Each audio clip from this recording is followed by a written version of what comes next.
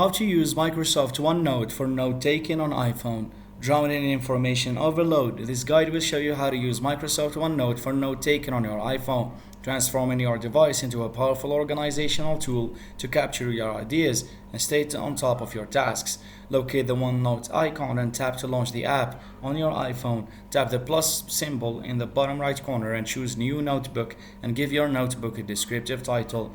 Tap the plus symbol again. This will create a new page within your chosen notebook. Tap anywhere on the page and start typing your notes, using the keyboard to create clear and organized text-based notes.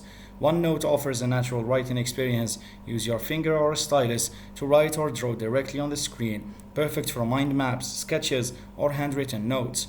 Tap on the microphone icon to record audio notes. This is handy for capturing lectures, brainstorming sessions, or quick reminders.